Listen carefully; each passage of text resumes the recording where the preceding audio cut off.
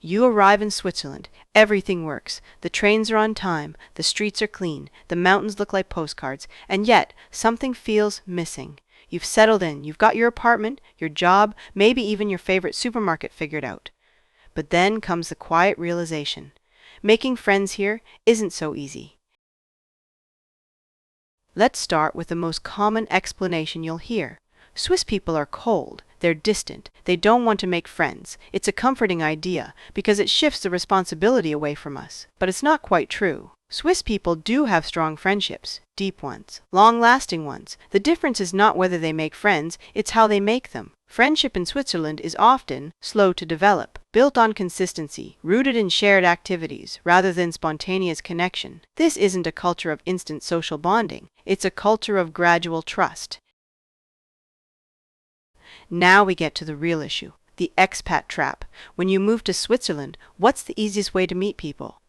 Other expats. They speak your language, they're in the same situation, they understand your frustrations, it feels natural. So you go to meetups, after-work drinks, international communities, and before you know it, your entire social circle is made up of expats. And here's the problem, many of those people won't be here long. 2 years, 3 years, maybe 5. Then they leave. And suddenly, the friendships you invested in disappear. So you start again, and again. The expat bubble isn't a mistake. It's a comfort zone. When you arrive in Switzerland, everything feels unfamiliar, so you naturally connect with other expats who understand your situation. With them, socializing is easy. No language barriers, no cultural guesswork, no effort to fit in. Conversations flow, and friendships form quickly. Compared to interacting outside that bubble, where communication takes effort and social norms are less obvious, the expat world feels simple and safe. So it grows. You build routines around it, and it starts to feel like a complete social life. But here's the trade-off. Because it's so comfortable, you rarely leave it. And over time, your social world becomes temporarily built around people who are likely to move on. You're making friends, but not building permanence. That's the expat trap. Not because it's wrong, but because it's incomplete. To understand how to break out of the expat trap, you need to understand how friendships work in Switzerland. Swiss social life is often structured, activity-based, and repetitive. People don't usually meet spontaneously and become close friends overnight. Instead, they meet regularly through sports clubs, hobby groups, music associations, volunteer organizations. Over time, familiarity becomes trust, and trust becomes friendship. So where do you meet Swiss people? Not in bars, not usually at random events. You meet them where they already are. 1. Clubs, Verein. This is one of the most important parts of Swiss social life. There are clubs for everything: hiking, football, choirs, photography, even niche hobbies. Joining a club isn't just about the activity, it's about showing up regularly. 2. Sports and fitness communities. Running groups, climbing gyms, cycling clubs, these environments naturally create repeated interaction. And repetition is key. 3. Workplaces, carefully. Work can be a starting point, but rarely the full answer. Swiss colleagues may be friendly at work, but that doesn't automatically translate into friendship. You need to take the next step gradually. 4. Local events and traditions, village festivals, local markets, seasonal celebrations. These are opportunities, but they require participation, not observation. Here's a subtle but critical point. Even if you speak German, Swiss German is different, very different. And while many Swiss people can switch to High German or English, true integration often happens in dialect. This doesn't mean you need to be fluent immediately. But effort matters. Even small attempts signal something important. I'm here to stay. This is where many expats struggle. Swiss friendships take time.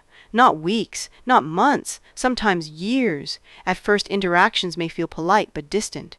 You might show up regularly and still feel like an outsider. That's normal. In Switzerland, friendship follows a sequence: familiarity, then trust, then connection. And that process can't be rushed. Many expats give up too early, retreating to the expat bubble where connections are faster and easier. But often, they stop just before things begin to shift. Because the key ingredient isn't language or personality, it's consistency over time. Show up, stay present, keep going. And slowly, something changes. You're no longer just someone in the group, you're someone they know. And once you reach that point, the friendship becomes real. Swiss friendships take longer to build, but they tend to last. So the real question is, are you willing to play the long game? Not all expats are temporary. Some are rooted. These are the people you want to find. They've already gone through the early phases, uncertainty, adjustment, and the pull of the expat bubble, and come out the other side with something more stable. How to recognize them? They speak at least some local language, and actually use it. They've been in Switzerland for many years. They have Swiss friends, not just expat ones or international circles. But there are also more subtle signs. They're not constantly talking about leaving. They're not treating Switzerland as a temporary assignment.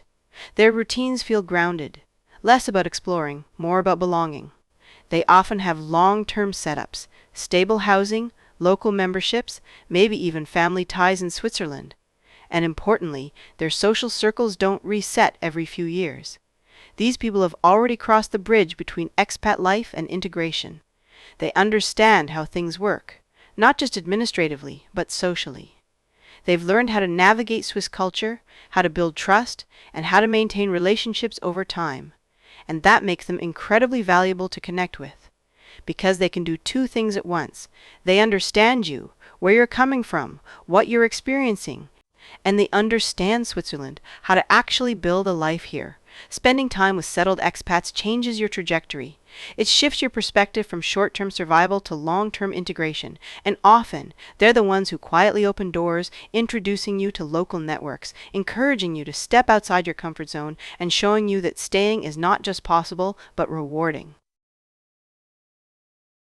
Breaking out of the expat bubble doesn't mean abandoning it. It means expanding beyond it. Keep your expat friends, but don't stop there. Say yes to invitations that feel unfamiliar.